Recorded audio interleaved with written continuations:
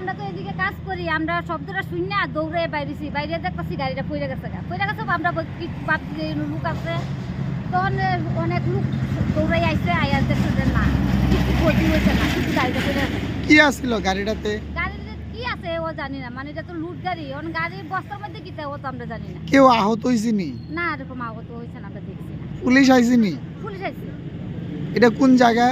এটা এটা জায়গাটার নাম হয়েছে আমরা রবিদাস টিলা, বিশালগড় বাইপাস না? হ্যাঁ, বিশালগড় বাইপাস। আচ্ছা আচ্ছা।